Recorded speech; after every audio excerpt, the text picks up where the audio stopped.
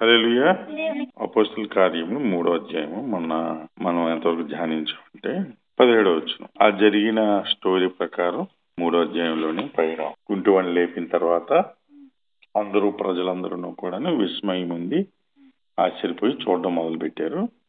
కొంతమంది అంటే అధికారులు, ప్రధాన యాజకులు, శాస్త్రులు, పరిశీలు ఇలాంటి వాళ్ళందరూ కూడా వ్యతిరేకమైపోయారు యేసుక్రీస్తుని సిలువేసిన వాళ్ళు. దేని వలన మీరు ఇది స్వస్థత కార్యం జరిగిందంటే యేసు నామమునే, 16 వచ్చిన ఆయన నామమునే మీరు చూచి ఎరిగి ఉన్న వీరిని బలపరిచాడు, పూర్ణ స్వస్థత కలిగిందని పేతురు, యోహాను 3వ అధ్యాయం 16వ వచనం ప్రకారం చేశారు. మీరు ఆయన్ని సిలువేశారు. 15వ వచనం, జీవాధిపతిని మీరు చంపేశారు.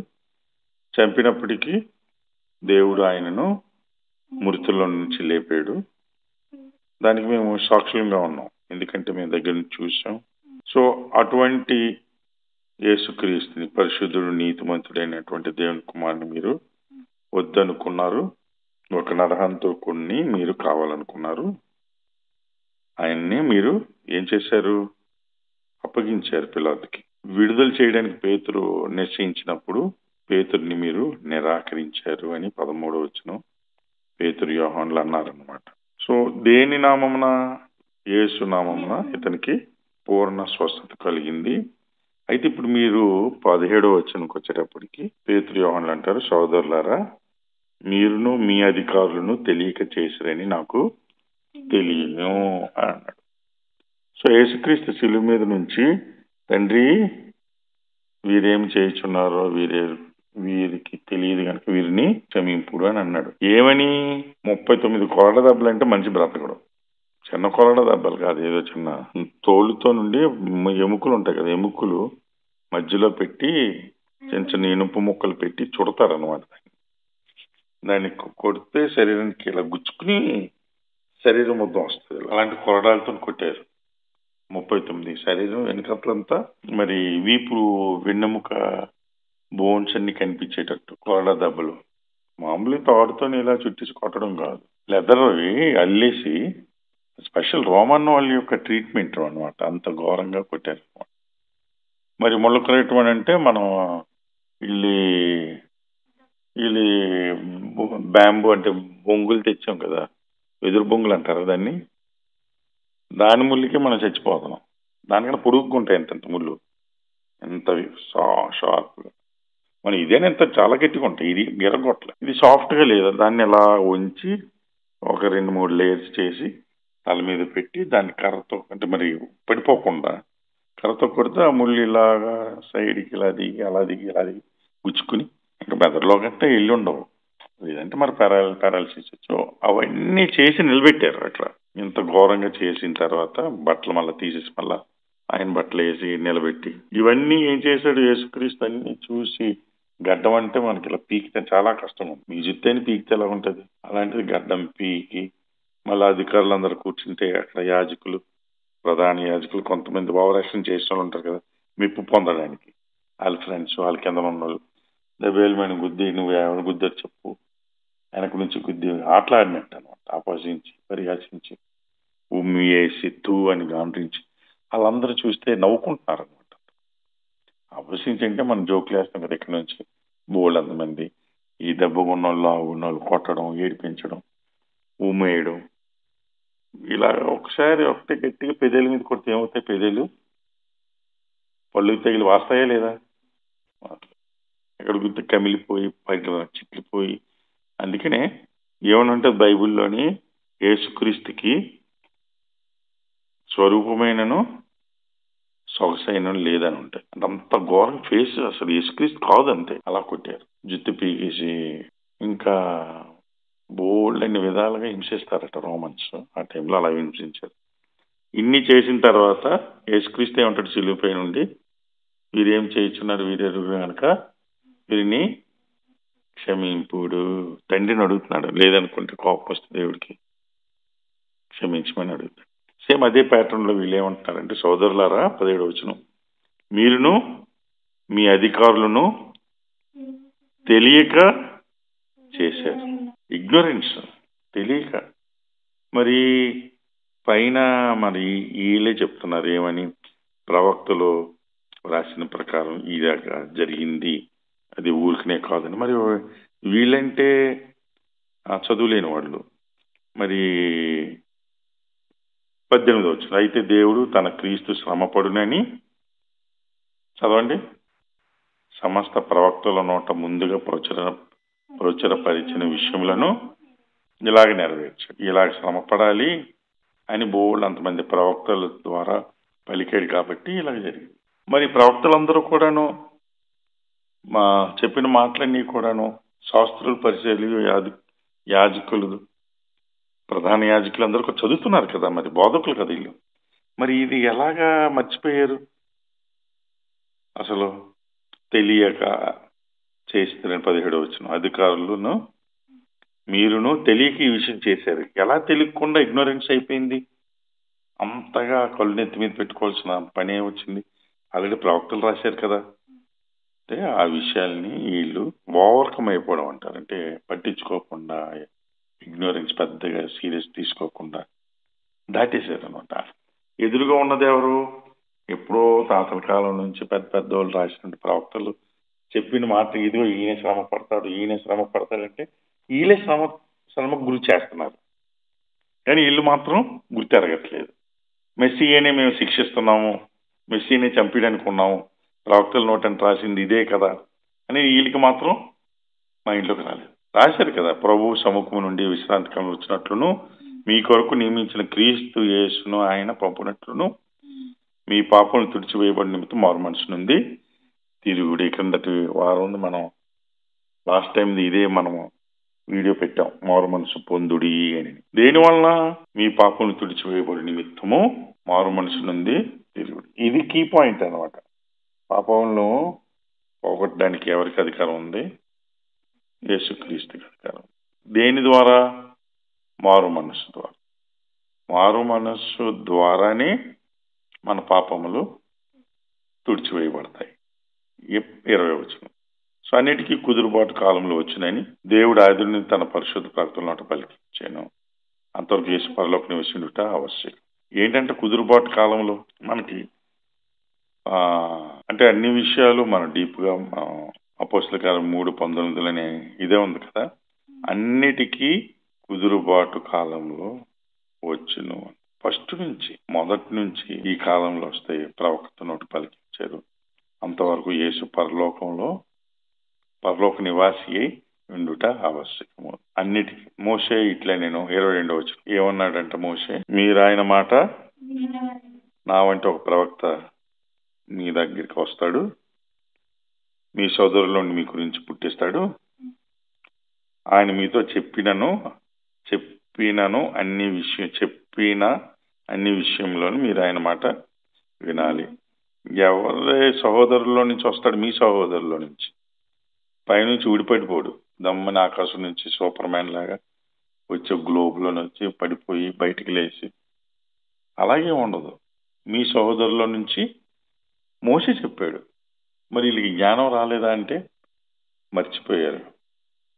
ఆ ప్రవక్త మాట వినని వాడు ప్రజలలో ఉండకుండా సర్వనాశనమగున. నేను అది కష్టమైన మాట. ఎవరి మాట వినకపోతే? యేసుక్రీస్తు అనేటువంటి ప్రవక్త మాట, దేవుని యొక్క మాట వినని వాడు ప్రజలలో ఇంకా ఉండడు. వాడు destroyed from among the people అన్నది. షల్ బి డిస్ట్రాయిడ్ అంటే నాశనం అయిపోతాడు వినకపోతే కనుక. యేసుక్రీస్తు నమ్ముకుని కష్టాల్లో ఉండడం వేరు, యేసుక్రీస్తు నమ్ముకోకుండా సర్వనాశనం అయిపోతాడు వీళ్ళంటే అర్థం ఏంటి? మరి రిలయన్స్ అంబానీ వాళ్ళు ఈలో ఉన్నతంగా మనం అనుకుంటాం కదా. అయిపోయింది, క్లోజ్ చేసేద్దాం. ఎన్ని వచ్చులు ఉన్నాయి? ఇంకా 4 వచ్చిన. విననవాడు, ప్రవక్త యొక్క మాట విననవాడు ఏమవుతాడు?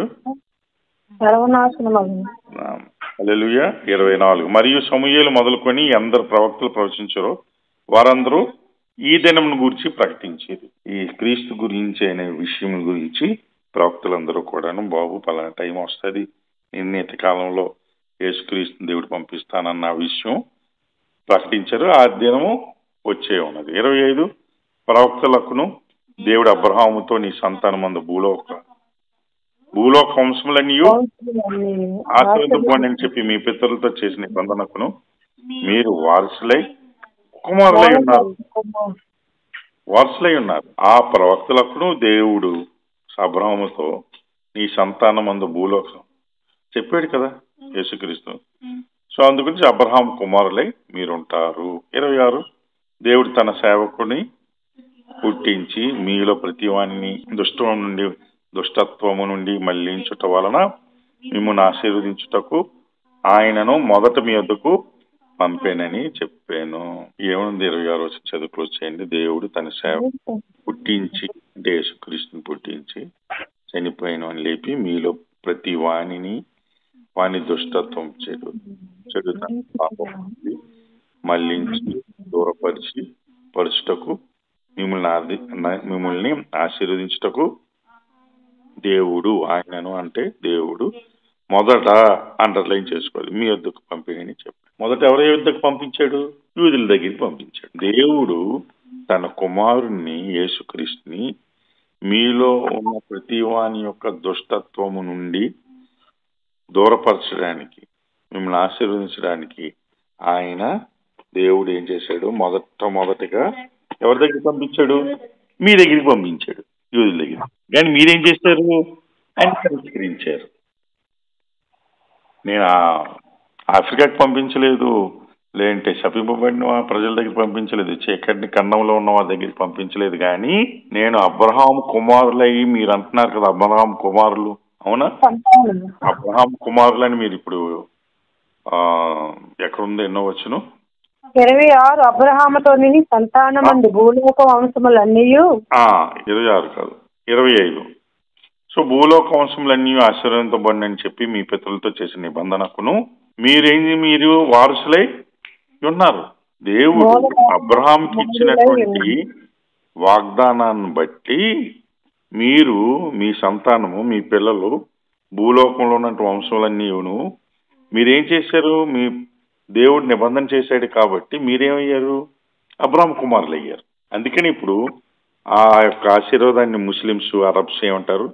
ఆయన కుమారులు అబ్రహాం కుమారులు మేమని అంటున్నారు. యూదులు ఇస్రాయేల్లో ఉన్న వాళ్ళు ఏమంటున్నారు? అబ్రహాం కుమారులు మేమే అసలైనటువంటి కుమారులు అని అంటున్నారు.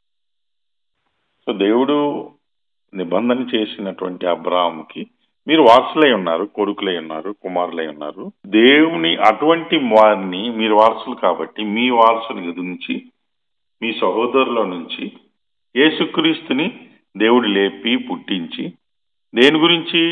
మీ దుష్టత్వం నుంచి మళ్లించి పాపం తీసివేసి మిమ్మల్ని ఆశీర్వదించడానికి వాళ్ళ ఫాదర్ అయిన దేవుడు మీ దగ్గరికి పంపిస్తే మీరేం చేశారు? ఆయన్ని చంపేశారు. ఇది ఎలా జరిగింది? ప్రవక్తలు చెప్పారు కదా.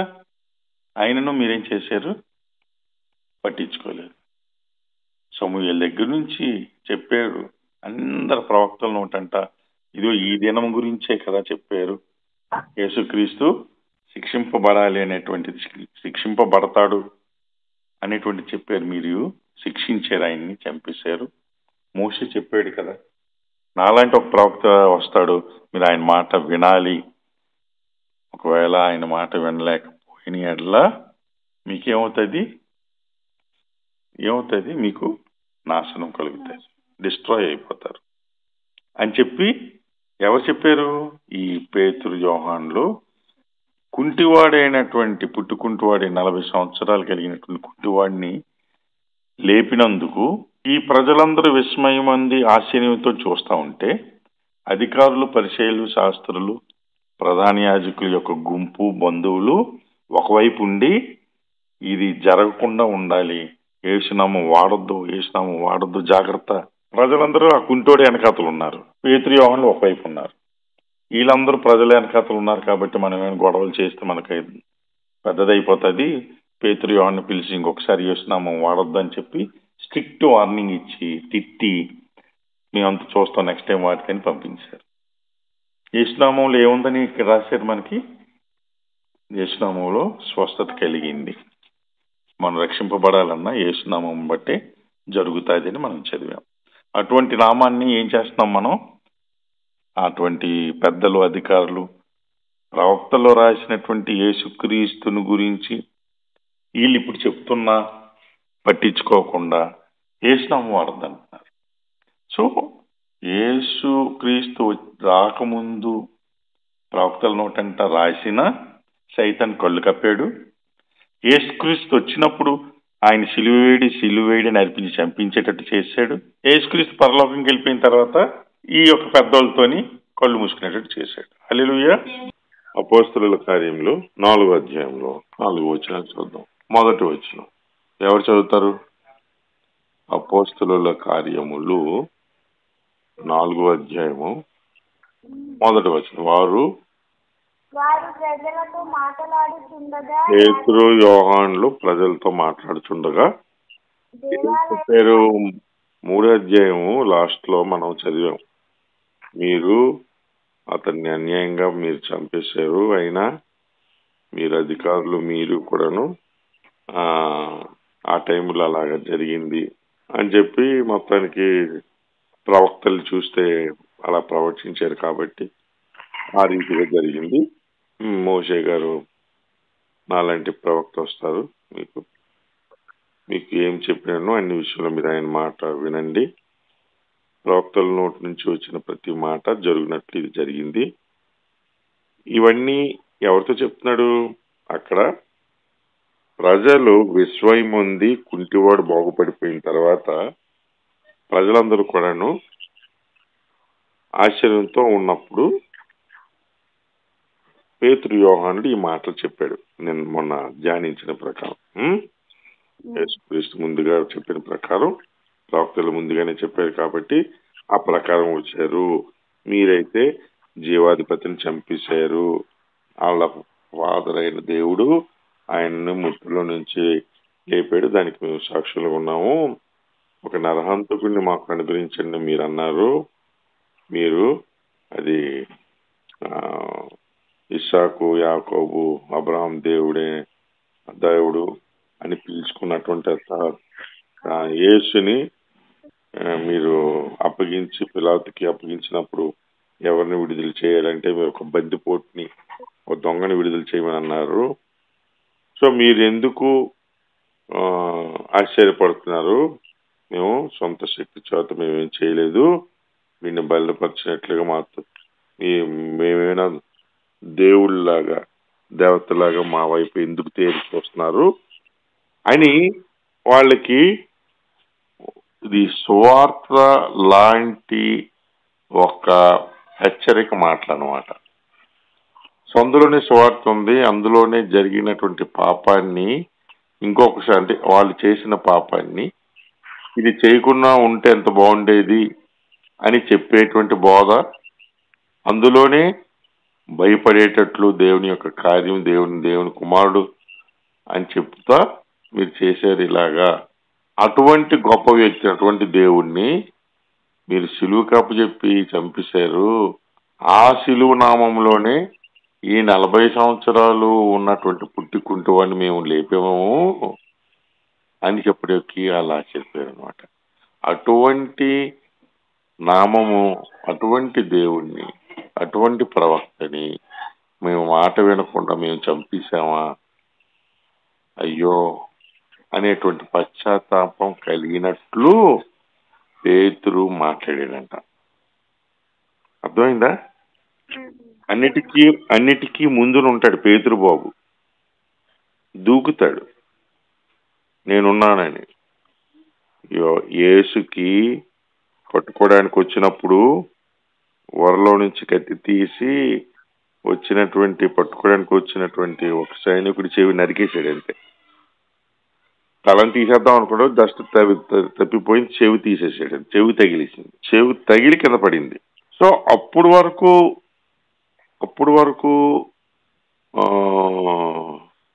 సెల్ఫ్ ప్రొటెక్షన్ అంటే నాకు నేను కాపాడుకోవాలి అన్న ధ్యాస పేతురికి ఉన్నట్లేదు. అవునా?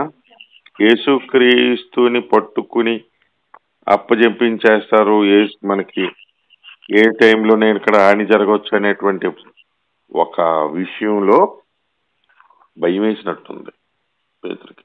సో పేతురికి యేసుక్రీస్తు లాస్ట్ లో బోధ చేస్తాడు సిలువ టైంలో. చిన్న మాట. పేతురు, నీ కత్తి నీ వరలో పెట్టుకో. కత్తితో ఆటలాడినోళ్ళు, కత్తితో వాడినోళ్ళు కత్తితో నశిస్తారు. నా రాజ్యము ఈ లోకానికి సంబంధించింది కాదు. ఎక్కడున్నది? పరలోకానికి సంబంధించినది. నన్ను విడిపించాలి అనుకుంటే దేవదూతల యొక్క బెటాలియన్ని దేవుడు పంపించగలరు నేను అడిగితే గనక. సో ఇప్పుడు యేసుక్రీస్తుని సైనికుల నుంచి అవసరమైతే నేను కాపాడతాను అన్న ఆలోచనతో పేతురు ఉంటాడు. నా యేసుని నేను చనిపోయేలా నేను చేయను. ఇదే విషయం నేను ఎవరిని యేసు అడుగుతాడు, నేను ఎవరినని మీరు అనుకుంటున్నారు? నా రక్తము తిని, నా రక్తం త్రాగి, నా శరీరం తినేవాడు పరలోక రాజ్యానికి వెళ్తాడు అన్నప్పుడు ఇదేం బోధరా అని అందరూ విడిచి వెళ్ళిపోయారు. ఏ రీతిగా ఇతని శరీరం మనం తినగలము? ఆత్మీయమైన విషయాలు మనకి తెలుపబడినప్పుడు మాత్రమే ఇవి కన్ఫ్యూజ్ అవ్వం.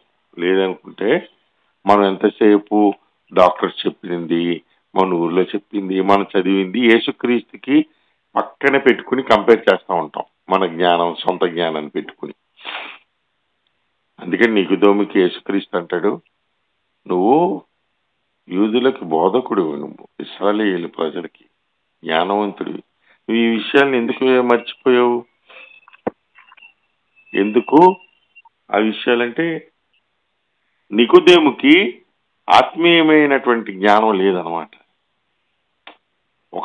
ఒక పుస్తకం, కథల పుస్తకం చదివినట్టు ధర్మశాస్త్రాన్ని వెళ్ళివేసి వాళ్ళు మరిన్ని రూల్స్ రెగ్యులేషన్స్ దేవుడు చెప్పకపోయినా నువ్వు అది చేయాలి, ఇది చేయాలి, సబ్బాత్ రోజు స్టవ్ వెలిగించకూడదు, గేదెకి మేత వేయకూడదు, పాలు పితకకూడదు, స్నానం చేయకూడదు, అన్నీ సబ్బాత్ రోజు అంటే ఆదివారం ముందు రోజు అన్నీ చేసుకోవాలి అంతే. ఏవో పనికిమాలిన రూల్స్ అన్ని రాసుకున్నారు. దేవుని యొక్క సిద్ధాంతం అది కాదు.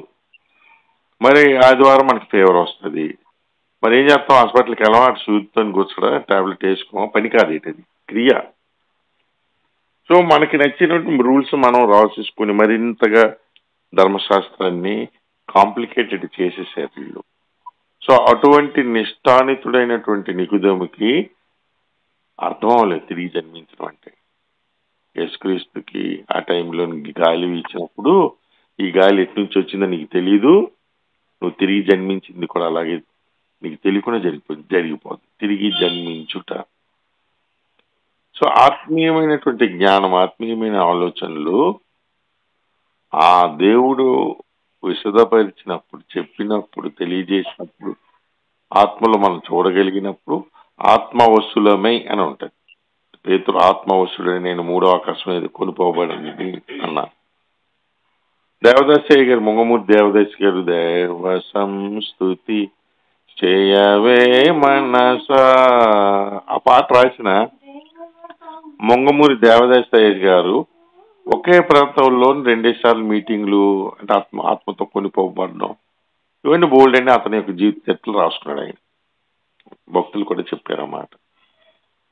సో ఒకప్పుడు పెంతెకోస్తల్ మూమెంట్ ఉన్నప్పుడు, నియర్లీ ఒక 60 years 70 years బ్యాక్, సో ప్రార్థనలు జరుగుతునేటప్పుడు పాస్టర్స్ ఇక్కడ నుంచి అక్కడికి గాలిలోని జంప్ చేసేవాళ్ళంట. సో చెన్నైలో ఉండేటప్పుడు పెంతెకోస్తల్ గ్రూప్ వాళ్ళు ఒక ఆంటీ, 2-3 ఆంటీ నాకు ఆ విషయం చెప్పారు.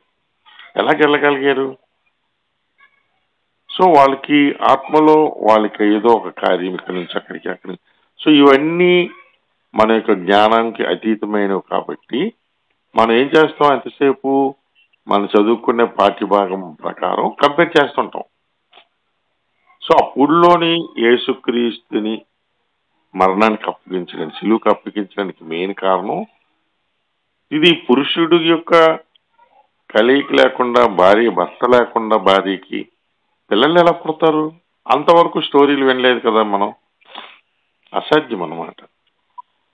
అది కాకుండా యేసుక్రీస్తు మన మధ్యలో ఉన్నాడు. వాళ్ళ నాన్నగారు కార్పెంటరు, ఈయన కూడా కార్పెంటరే.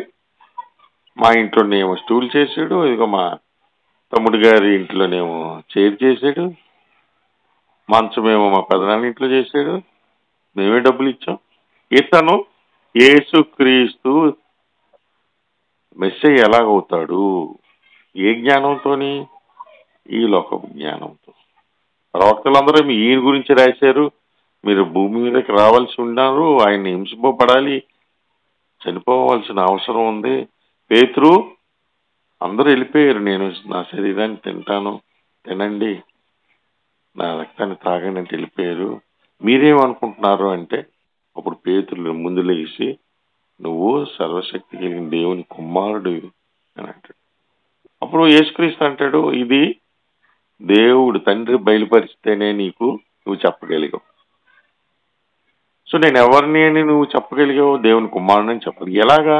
ఈ ప్రపంచం అంతా కూడా నేను ఒక వడ్రంగి కుమారుడిని, మా మధ్య పెరిగినోడు, ఇతను దేవుని కుమారుడు ఎలాగవుతాడు? మరి ప్రవక్తల నోట పలికినవన్నీ కూడా ధర్మశాస్త్రాన్ని చదివిన వాళ్ళు చెప్పారు కదా, చదువుతున్నారు కదా, వాళ్ళకి ఎప్పుడు జ్ఞానము కలగలేదన్నమాట. నిగిదేం కూడా ఆ మాట అంటే, మళ్ళా నేను నా తల్లి గర్భంలోనికి ఎలా ప్రవేశించి తిరిగి జన్మించగలను? మన జ్ఞానం అంతవరకే ఉంటుంది.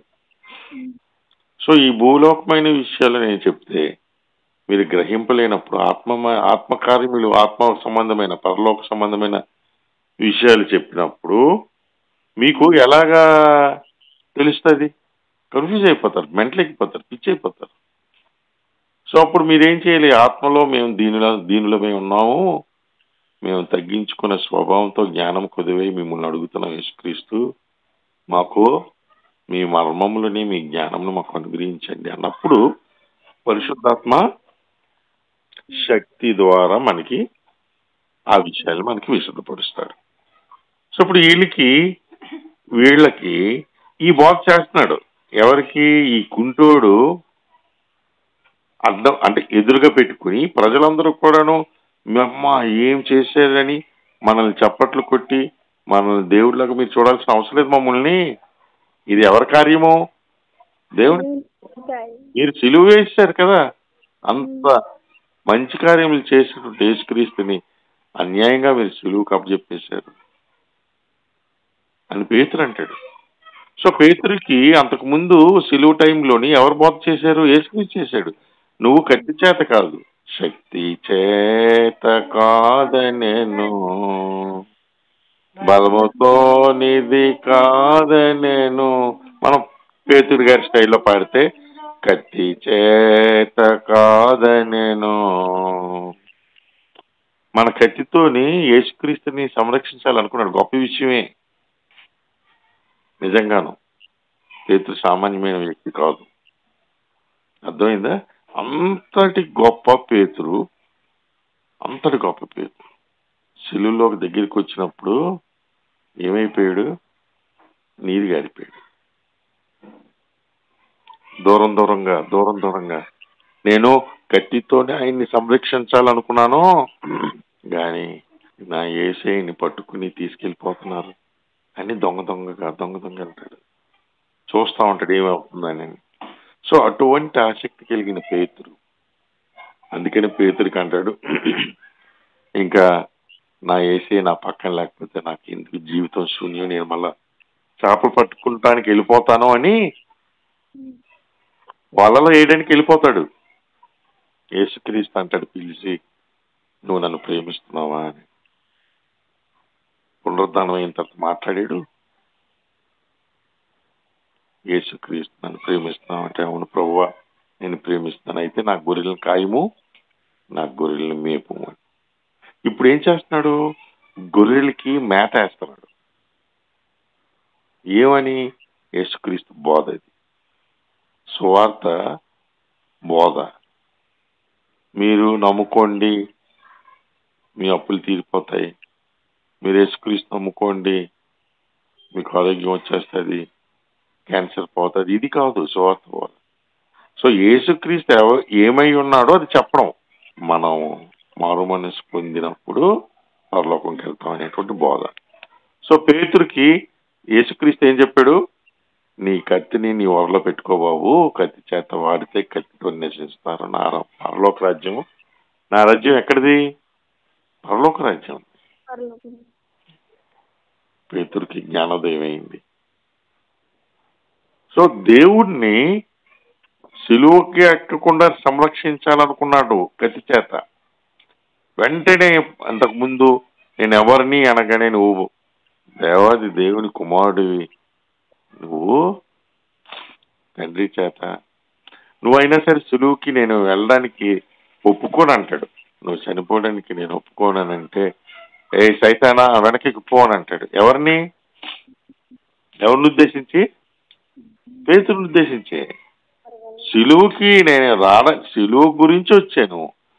నువ్వు రక్షింపబడాలన్నా, నేను రక్షింపబడాలన్నా, ఆదాము రక్షించబడాలన్నా, అబ్రాహం రక్షించబడాలన్నా, రాబోయే ఒక తరం రక్షించబడాలన్నా నా రక్తం అవసరం. పేతురు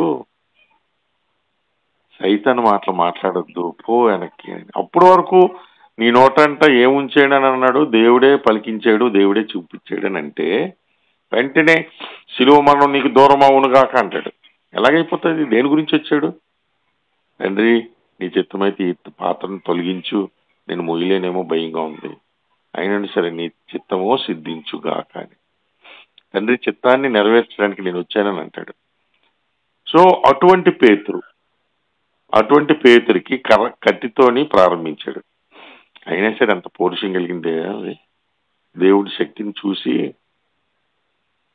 3.5 సంవత్సరాలు చూసినప్పటికీ కూడా సైనికులు తీసుకెళ్ళడానికి వస్తే, యేసుక్రీస్తుని చంపడానికి వస్తే, యేసుక్రీస్తు దగ్గర శక్తి లేదని కాదు, నేను కాపాడుకోవాల్సిన బాధ్యత నాకు ఉంది కదా అని అనుకున్నాడు అంతే. అది గొప్ప విషయం. సో అది రాంగ్ గా ఆలోచించినప్పటికీ దేవుడు ఏం చేశాడు? కరెక్ట్ చేశాడు. అవునా? నువ్వు అది కాదు పేతురు, నువ్వు చేయాల్సిన పని ఇది కాదు అని. సో ఆ కత్తిని వదిలేశాడు. 3 సార్లు బొంకిన తర్వాత వెక్కి ఏడ్చి నేల మీద పడి దొర్లి ఏడ్చాడని ఉంటుంది బైబుల్లో. సో మారే పరిస్థితి వచ్చినప్పుడు ఇంకా పేతురు స్ట్రాంగ్ అయిపోయాడు. అటువంటి పేతురు వీళ్ళందరికీ బోధ చేసిన తర్వాత 1వ వచనం వాళ్ళు ఏం చేశారు? ప్రజలతో మాట్లాడుతుండగా యాజకులు, దేవాలయ అధిపతులు, సద్దుకేయులు 2వ వచనం ప్రజలకు బోధించటయు యేసును బట్టి మృతుల నుండి పునరుద్ధానం కలుగునని ప్రకటించి చూసి ఏమని ప్రకటించారు? యేసుని గురించి? యేసు మృతుల నుండి పునరుద్ధానం కలుగునని. మృతులలో నుండి, నువ్వు చనిపోయి భూమిలో ఉండవురా నాయన, యేసు నమ్ముకుంటే కనుక తిరిగి లేచి పరలోకంకి వెళ్తావు. ఆయనని దేవుడు లేపాడు, వాళ్ళ నాన్నగారు లేపారు, ఇప్పుడు పరలోకంలో ఉన్నాడు, అదే రీతిగా నిన్ను కూడా లేపుతాడు అన్నటువంటిది చెప్పడం చూసి వాళ్ళు కలవరపడి వారి మీదకి వచ్చారు కొట్టడానికి. వాడిని బలవంతంగా లాక్కెళ్ళిపోయి సాయంకాలమైన వరకు, మొన్నటి వరకు వారి కావుల్లో ఉంచారు. ఈ 4వ వచనం చెప్పి క్లోజ్ చేద్దాం. వాక్యము వినిన వారిలో, చిన్న బోధ, వినిన వారిలో అనేకులు నమ్మిరి. వారిలో పురుషుల సంఖ్య ఇంచుమించు 5,000 మంది. ఒకే దెబ్బ 10,000 మంది. స్ట్రాంగ్ హోలీ స్పిరిట్ కన్విక్షన్ అయిపోయింది. అంతే. చందమామ పుస్తకాలు తిరిగేసి, స్వాతిలు మ్యాగజైన్స్ తిరిగేసి, స్టోరీలు రాసుకొని, యూట్యూబ్లోని కథల పుస్తకాలన్నీ తీసి మన బుర్రలకు ఎక్కడానికి, లేదంటే సామెతలు, తర్వాత పొడుపు కథలు వేసి మనల్ని నవ్వించడానికి కితకథలు పెట్టి పాస్టర్లు నానా సంఖ్యలు లాగుతారు. పేతురికి ఏముంది? పరిశుద్ధాత్మిక శక్తి ద్వారా చెప్పిన 4 మాటలు కూడా ప్రకటించుట బట్టి ఏమైపోయిందమ్మా? 5,000 మంది ఒకేసారి మారిపోయారు. ఇదే పేతురికి 2వ అధ్యాయంకి వెళ్తే కనుక ఆ వచనం చూసి క్లోజ్ చేయండి. వాళ్ళు మీదకి పరిశుద్ధాత్మ రాగా బోల్డ్ అన్ని భాషలు మాట్లాడారు. తర్వాత చూద్దాం ఈ పాయింట్. అప్పుడు అందరూ కూడా నేను కొత్త మద్యంతో మత్తులైపోయారు అని వీళ్ళందరినీ తిడుతునేటప్పుడు వాళ్ళ గురించి నిలబడి పేతురు మాట్లాడాడంట. వీళ్ళందరూ ఇలా మాట్లాడుతున్నారు. అయితే సేమ్ ఇదే బోధ చెప్పాడు. ఎంతమంది ఉన్నారంటే అక్కడ క్రేతీయులు, అరబీలు, అంతకుముందు ఉంటుంది కురేషినీయులు, లిబియా ప్రాంతంలో ఉన్నవారు, రోమా నుండి వచ్చిన పరమగా వచ్చిన వారు, యోధమత ప్రవిష్టులు, ఒక్కరు కాదు, పార్తీయులు, మాదీయులు, ఎలమీలు, మెసొపొతామియాలు, యోదయ, కప్పదికియా, పొంతు, ఆసియా, పృగియా, పంపులియా, ఐగుప్తు, ఒక 30 దేశాల వాళ్ళు ఉంటే వాళ్ళందరి భాష వీళ్ళు మాట్లాడేస్తున్నారు. వీళ్ళకి ఎప్పుడు కూడా చదువులేని వాళ్ళు, పామర్లు. ఎలా జరుగుతుంది? దేవుని యొక్క గొప్ప కార్యములు వివరిస్తున్నారంట ఆ భాషల్లో. నీ లాంగ్వేజ్ లో, మీ కొండ భాషలో కొత్త అతను వచ్చి రానివాడు, ఎప్పుడు కొండ భాషలో ఉన్నాడు, హోలీ స్పిరిట్ తోని దేవుని యొక్క భాష సువార్త నీకు చెప్తున్నాడు కొండల్లోకి వెళ్ళి. ఎంత ఆశ్చర్యంగా ఉంటది. అయినా వాళ్ళందరూ అనుకున్నారట కొత్త మద్యంతో వీళ్ళు నిండి అలా మాట్లాడుతున్నారని. అప్పుడు పేతురు నిలబడి, 14 పేతురు నిలబడి మనుషులని ప్రారంభించి, మీరు ఆయన చంపేశారు, ప్రవక్తల ద్వారా ఇది చేశాడు, తర్వాత అందరి మీదకి ఆత్మదేవుని కుమరించాడు, ఇవన్నీ చెప్పిన తర్వాత ఎంతమంది మారారట? తర్వాత ఏం చెప్పాడు? తర్వాత ఎంతమంది చదవమ్మా, చూడాలా కిందకనండి. మొత్తం ఒక బోధంతా, నువ్వు చనిపోయిన లేపాడు దేవుడు, మీరు ఇలా చేశాడు, పాతాళంలో అతను కులిపట్టలేదు, దేవుని లేపాడు, దానికి మేము సాక్షులము, దేవుడు ఒక కుండిపరుషుని యేసుక్రీస్తున్నాడు. మరి అవన్నీ చెప్పిన తర్వాత 37 వచనం వచ్చిన తర్వాత, వారన్నీ విన్న తర్వాత వారు నొచ్చుకొని హృదయాన్ని ఏం చేశారు? గుణపలతో గుర్తిశారు. ఎలాగా? దేవుని యొక్క మాటల ద్వారా, మన యొక్క కథల ద్వారా కాదు, మన జ్ఞానంతో కాదు, మన డాన్సులతో కాదు. ఏంటి? పరిశుద్ధమైన మాటల ద్వారా వాళ్ళు చెప్పుకున్నప్పుడు హృదయంలో నొచ్చుకొని, అయితే మేము ఏం చెయ్యాలి అడిగారు. ఏం చేయమంటారు? మేము చేసాం. అయితే మీరు మారు మనసు పొంది పాప క్షమాపణ నిమిత్తం ప్రతివాడు యేసుక్రీస్తు నామమున బాప్తిసం పొందుడి. అప్పుడు మీకు ఏం కలుగుతుంది? పరిశుద్ధాత్మ అనువరం కలుగుతుంది. ఇది అసలైన విషయం. ఆయన మారు మనసు పొందిన తర్వాత యేసుక్రీస్తు నామమున అప్పుడు మీరు బాప్తిసం పొందండి. అప్పుడు వాళ్ళు అది చేసిన తర్వాత ఇంకెందుకు రెడీగా ఉన్నాం అన్న తర్వాత 42 చదివింది. ఆ దినమందు ఇంచుమించు ఆ వాక్యము విని అతని వాక్యం అంగీకరించిన వారు బాప్తిస్మం కూడా పొంది, ఆ దినమందు ఇంచుమించు ఎన్ని వేల మంది మారిపోయారు? ఒకరు కాదు, ఇద్దరు కాదు, ఒకరు కాదు, ఇద్దరు. కళ్ళు మూసుకోనండి. మన బోధ ఏదైనప్పటికీ కూడా రాబోయే కాలంలో 1000 మందిని మార్చేటువంటి జ్ఞానము, దేవుని యొక్క శక్తి మీకు మాకు అందరికీ అనుగ్రహించబడును గాక. మారిపోవాలి మనం మాట్లాడుతూ ఉంటే కదా. యేసుక్రీస్తు నామమున మీరు బాప్తిస్మము పొందుడి. దేవుని యొక్క పని వాళ్ళ హృదయంలో దూరి పనిచేయడం ప్రారంభించింది. అంటే ఏంటి? పేతురుకి ఇవ్వబడినటువంటి జ్ఞానము, ఆ శక్తి పరిశుద్ధాత్మ యొక్క శక్తితో మాట్లాడిన మాటలో దేవుడి కార్యం చేయబట్టి అక్కడేమో 3000 మంది మారారు. ఈ కుంటోడు వలన ఎంతమంది మారారు? 5,000. చూసా కుంటోడు స్టోరీ, పుట్టుకుంటోడు స్టోరీ. ఒక్క కుంటోడు లేపి 5,000 మందిని మార్చేశాడు పేతురు గారు. కానీ మూర్ఖులైనటువంటి అధిపతులు, ప్రధాన యాజకులు, బంధువులు, శాస్త్రులు, సద్దుకేయులు, పరిసయ్యులు సున్నం కొట్టినటువంటి సమాధుల వల్లే ఉన్నారే గాని మారలేదు. దేవుడు అందరికి ఇవ్వడు రక్షణ, సెలెక్టెడ్ గా. నువ్వు ఆ ప్రణాళికలో ఉన్నప్పుడు నువ్వు రక్షణలోకి అనుగ్రహిస్తావు. అయితే మన బాధ్యత ఏంటి? అందరికి చెప్పాలి యేసుక్రీస్తు గురించి మన బాధ్యత. మన పక్కోడికి అందరికీ చెప్పాలి. అది మన బాధ్యత. కళ్ళు మూసుకోనండి, చిన్న ప్రార్థన చేద్దాం. హల్లెలూయా. దేవునికి స్తోత్రం.